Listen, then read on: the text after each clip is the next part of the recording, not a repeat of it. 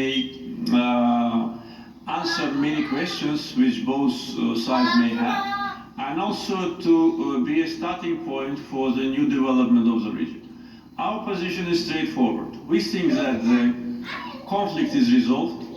There should be no return to the past. There should be no signs of revanchism in Armenia. We need to talk about future. We need to talk about peace and how to make our region more stable and safe.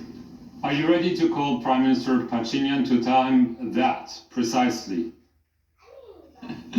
Probably not the way how you suggest. Usually the contacts between the leaders of two countries were organized under the umbrella of OSCE Minsk Group. It was them who proposed the agenda. It was them who organized the meeting. In my experience as president, I never had a telephone conversation with any leader of Armenia, so probably it's not the right way how to do it. But if Minsk Group co-chairs will suggest such a meeting, of course, we will not be against it.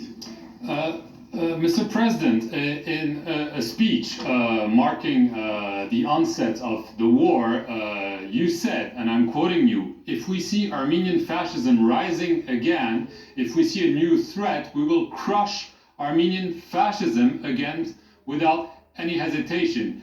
This doesn't really sound like an olive branch, does it? The source of my statement was the tendency which we observe in Armenia, the tendency of revanchism among certain part of political establishment, not only opposition but also government, public statements, and more important, practical steps in order to seek revenge. Attempts to militarize Armenia, attempts to get access to new modern weapons for one purpose, to restart it again. Therefore, my words, they may seem rude, but the main purpose of those words was to warn Armenian leadership and Armenian political establishment that any sign of revanchism, any sign of threat to our people and our statehood and our territorial integrity will be responded, and they know how we respond. And the Second Karabakh War showed that they have no chance in front of us. We don't want to start war. We don't need it.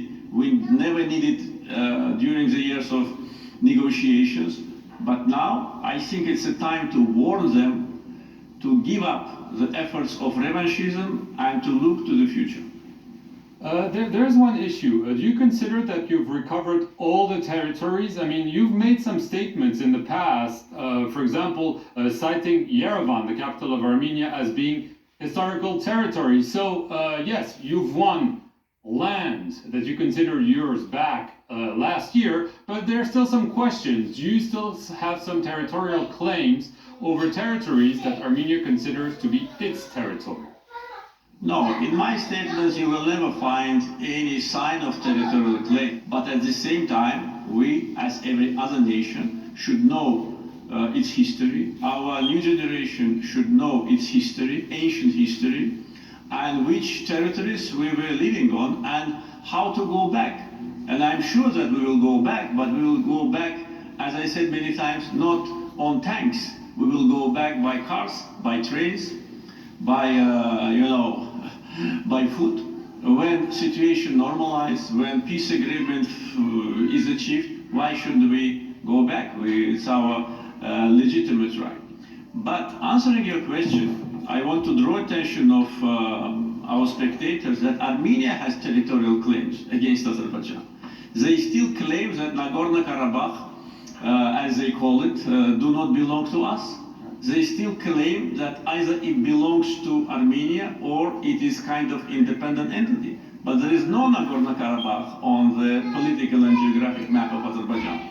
This kind of entity does not exist. And therefore, Armenia, in the first place, should withdraw any territorial claims against Azerbaijan, behave itself as a good neighbor, and we will respond adequately.